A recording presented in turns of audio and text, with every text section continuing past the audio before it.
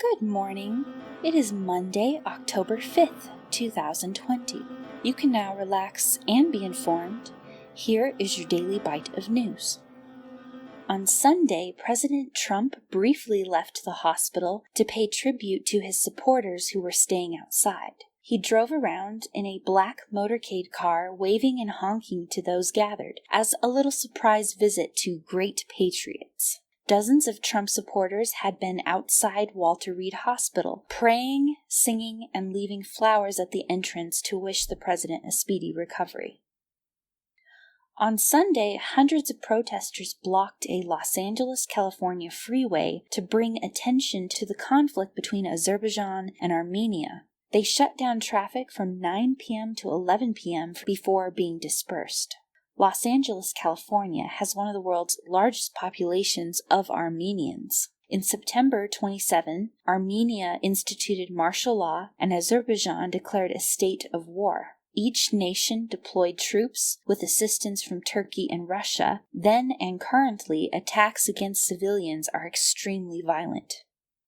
Nikol Pashinyan, Armenia's prime minister, was promised a call with President Trump to discuss the raging conflict with Azerbaijan, but that was canceled when President Trump was diagnosed with COVID.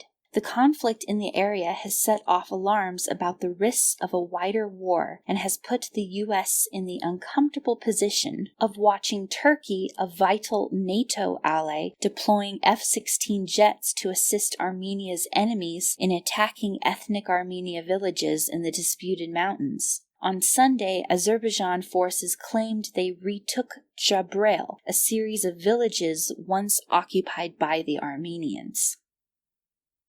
The Andrew W. Mellon Foundation, the largest humanities philanthropy in the U.S., has pledged $250 million over 5 years to help reimagine the country's approach to monuments and memorials in an effort to better reflect the nation's diversity. The Monuments Project will support the creation of new monuments and the relocation or rethinking of old ones. Using philanthropic money is supported as opposed to using public money to renovate or remove statues. The foundation will also only undertake projects that communities bring to them to assist with.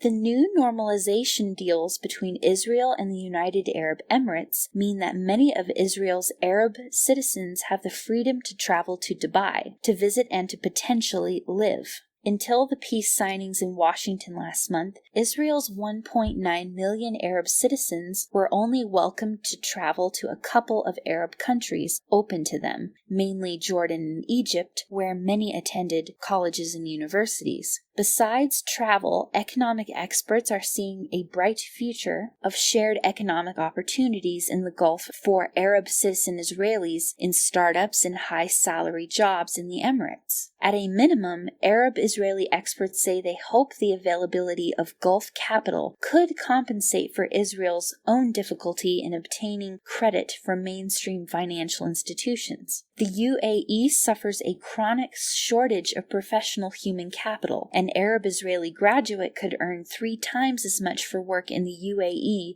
than in Israel. Some Arab-Israel citizens may spurn the new opportunities, though, acknowledging misgivings about exploiting opportunities that could benefit them but would then undercut the Palestinian national cause. Kenzo Takada, an iconic French-Japanese fashion designer, died at age 81 in a hospital near Paris. He died from complications associated with COVID-19. His death came at the tail end of the Paris Fashion Week, when Kenzo's foundation unveiled its bee-themed collection. Kenzo was known for his bold colors, clashing prints, and his travels all over the world. From the 1970s, he bought his own boutique and influenced fashion with jungle scenes based on the painter Henri Rousseau and Asian styles.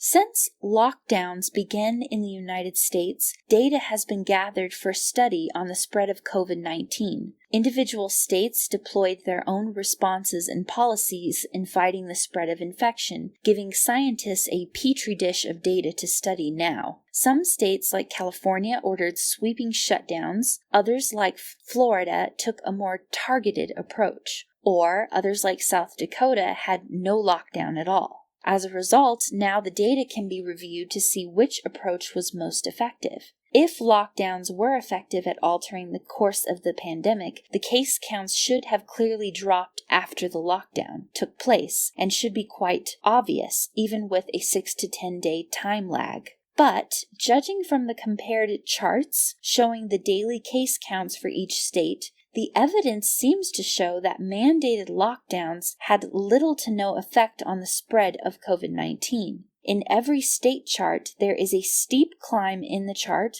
followed by a flattening or downward slope. The charts look the same for states both in lockdown and not in lockdown. In many cases, the decisive drops predated the lockdown orders. The data seems to show that there is a lack of evidence that lockdowns cause the curves to bend and also show evidence of very early stages of herd immunity. Other factors that may have contributed to the curves could have been from mask wearing and warmer weather, but mandated lockdowns do not appear to have really affected transmission cases according to the graphed data of states' gathered case counts.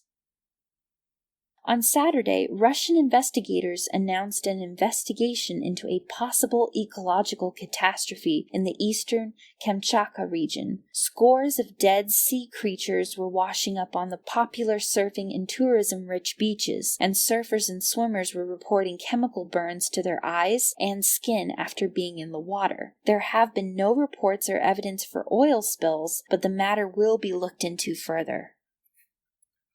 A team of scientists in India working for the company TRIUTE have developed an inexpensive paper-based test for COVID-19, similar to a pregnancy test that delivers fast results. The test is based on a gene editing technology called CRISPR. The kit, called PHILANTHROPY, would cost around $7 in US and deliver results in an hour. Tests done with the kit on 2,000 patients showed a 98% accuracy rate. India's drug regulator has cleared the paper test for commercial use, just in time as India has 6 million confirmed cases already and a 100,000 plus death count from COVID-19. Sherlock Bioscience has their own paper-based strip test for use in the UK and USA, which has been cleared by the FDA. Well, that will conclude our news for the day. Subscribe to receive a daily news update. Thank you for listening. Be relaxed, be informed, and be connected.